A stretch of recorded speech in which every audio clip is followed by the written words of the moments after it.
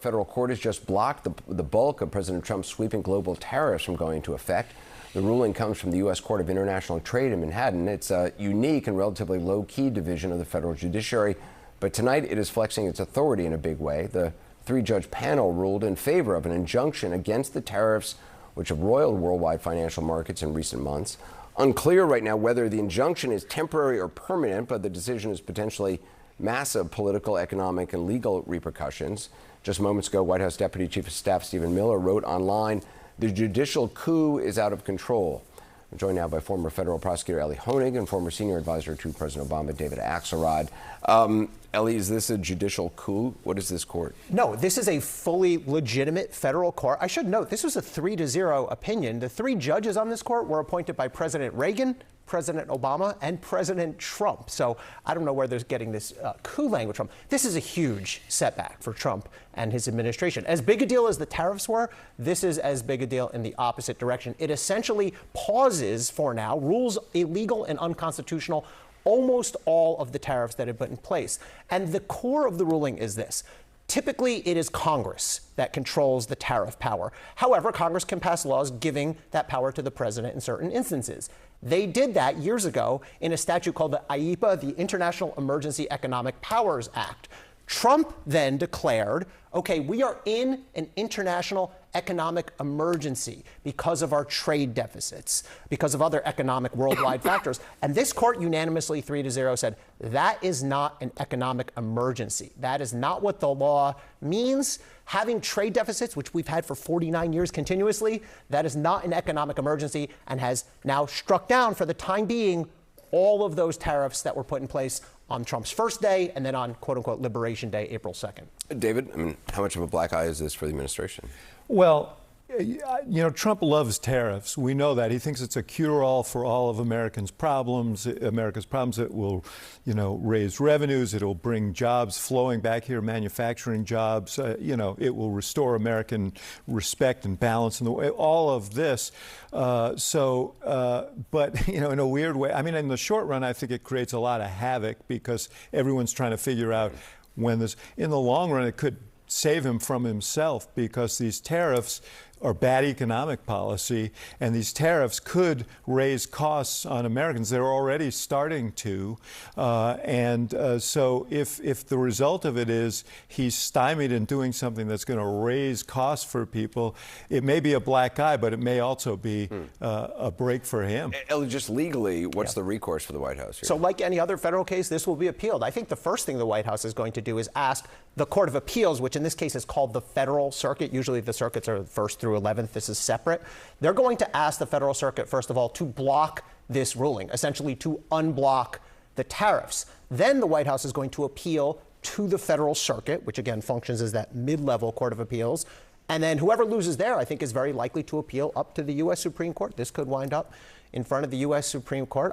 Look, I think this, if we look at the recent U.S. Supreme Court opinions, they've been skeptical of these sort of dramatic invocations by the administration. As one example, the Supreme Court has found that the Alien Enemies Act, this does not involve an invasion or an incursion. So I think there's some skepticism there towards this sort of tendency the administration has of calling everything an emergency, everything an attack, everything an incursion, rebellion, et cetera. Yeah, I mean, I think that what we know is that Trump is not a great respecter of rules and laws and norms and institutions, doesn't want to be constrained, wants to expand the power of the executive, and declaring these emergencies has given him the legal pretext to do it. And now this is being challenged on a lot of different fronts. So there are long-term implications for it. It also, I mean, it certainly throws a monkey wrench into any negotiations that are going on between the U.S. and other countries. I mean, do those continue during a period like this? Yeah, I mean, I think that's a very big question. I mean, I don't know how you negotiate if you don't know. Maybe I just don't know. And I think that's one of the reasons why this is going to throw the whole trade picture into kind of havoc in the next few weeks. So, Elie, do tariffs remain in place right now? Most of them, no. Most of them are now suspended. So the opinion specifies 3 categories of tariffs that are now declared illegal. The trafficking tariffs, which were declared on the first day, January 20th, directed primarily at Canada and Mexico and at China. Those numbers have shifted, but Canada, Mexico, China, those are now on hold. Those are now struck down. Also, The so-called worldwide and retaliatory tariffs, those were the ones announced on April 2nd on so-called Liberation Day. The 10% on everyone that Trump announced that day, the 11 to 50% that was imposed on other countries, and the retaliatory tariffs on China. So all of those categories, they're all on hold. The tariffs that have already been collected? Right. Oh, that's a great question. Do they go back? I don't know the answer to that. I think if this ultimately gets... No, it's good. I would imagine that if this ultimately gets struck down, if it goes all the way up to the Supreme Court, then there could be an action brought by those other countries to recover. I mean, it would be money wrongly paid, according to this ruling that just came down. Ellie Honig, David Axelrod, thanks very much. Markets are jumping in after hours trading on that news that a court has halted Trump's, quote, Liberation Day tariffs temporarily. Dow futures rising immediately on the news by more than 1.1%, 500 points, about 1.5% for the S&P 500, even more than that for the NASDAQ. The bulk of Trump's tariffs now paused by a court. Now, this is a 3-judge panel, as I said, a temporary pause, ruling Trump does not have the authority to impose the tariffs. Paula Reed is out front. Now, Paula, when we look at all of what's been going on with these tariffs, this is an outcome that many had not anticipated. A court getting in and saying Trump can't even do this to begin with. So what can you tell us about this ruling? Well, we've seen across the country, Aaron, various courts blocking Trump's policies, but this is one of the first times we have seen a court blocking his ability to impose these global tariffs.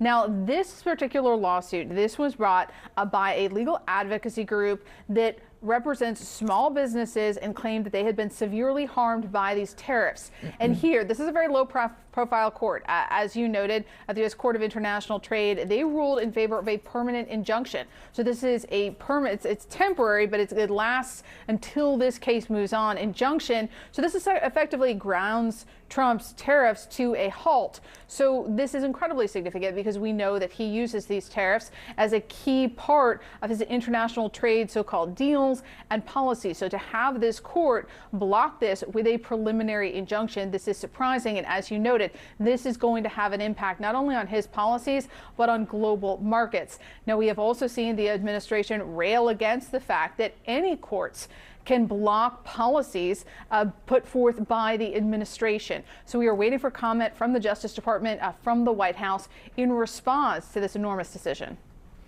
All right, Paula, thank you very much. Let's go straight to Ryan Goodman, just joining us on the phone as this news broke.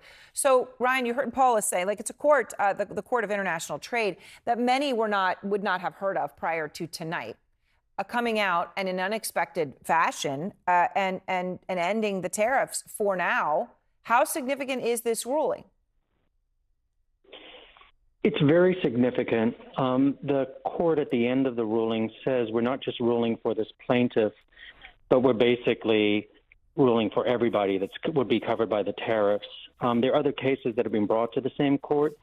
So it's in a sense ruling for all of those cases as well by saying that the tariffs are not legal. And in some ways, the court's argument basically says this goes back to Congress. It boils down to the idea that there was always a poor fit for the tariffs being invoked by the administration because the administration says they were operating under this Emergency National Security Act, and the court says, no, you aren't, that the National Security Act was not built for something like this. It's really Congress's authority to give it to you, and you don't have it yet.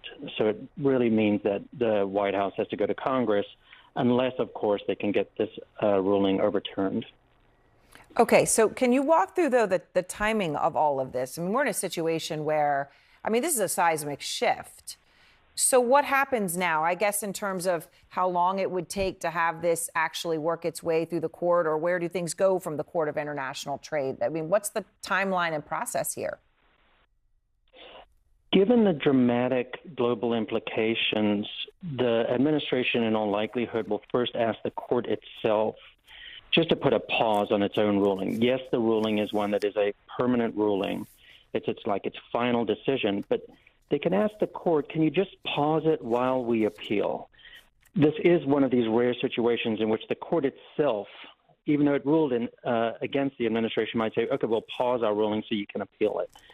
If they don't do that, then the administration will appeal it one step up to the First Circuit, and then the question becomes whether or not that Court of Appeals will stop this ruling from going into effect while they decide whether or not they want to overturn it.